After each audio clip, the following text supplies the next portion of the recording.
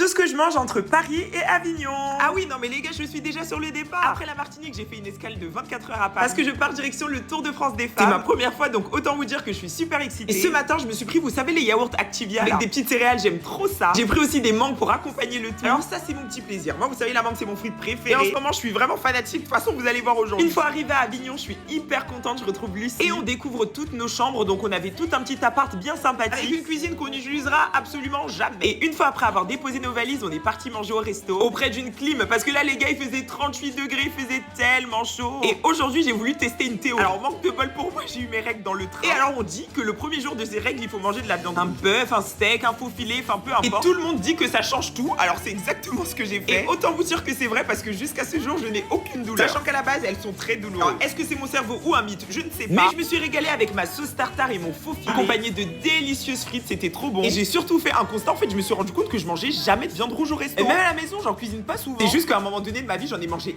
énormément. Et ça m'a fatigué. Mais vous savez quand vous mangez pas quelque chose pendant longtemps et que vous le mangez une fois de temps en temps, ça fait plaisir. Après ce repas avec cette chaleur il nous fallait une donc j'ai pris saveur mangue et fruits exotiques. Pour pas changer, hein, je vous ai bien dit que j'étais fanatique de mangue. Et ensuite on est parti se balader dans la belle ville d'Avignon. Moi faut savoir que j'y suis venu une fois dans ma vie mais je devais avoir 10 ans. Et littéralement on s'est dit que Avignon c'était trop sous-coté quoi. La ville est calme, paisible, il fait bon vivre. On a comme l'impression que c'est une cité médiévale mais il faut vraiment que je me renseigne. Parce que l'architecture de la ville elle est juste exceptionnelle. Après avoir marché jusqu'au pont d'Avignon, on est parti se rafraîchir parce que vraiment il faisait trop chaud aujourd'hui. Et on a tout simplement décidé d'utiliser notre libre arbitre. On a fait de la carrousel. Non mais parce qu'en vrai, il n'y a aucun âge pour quand t'as envie, tu fais. Et c'était exactement ce qu'on avait envie de faire. Donc on a fait un petit tour pépouze. Une fois notre balade de la ville terminée, on est parti direction le village de la course. Et là en fait, on y retrouve tous les partenaires principaux de la course. Et là, regardez ce qu'on me tend. Du fromage. Du fromage qui nous vient directement de la Savoie. Il faut savoir que c'est ma région de cœur. Et bien entendu, c'est un 10 sur 10. Le village était hyper sympathique. En plus, il y avait un bon petit DJ. Nous, on est des chata Coco Chanel. Donc, autant vous dire qu'on s'est régalé. Je tombe sur un stand qui vend des lunettes. Et que vois-je? Des lunettes de chata faites pour moi. Je craque, bien entendu. Et je croise qui au même moment ma coach? Un chat.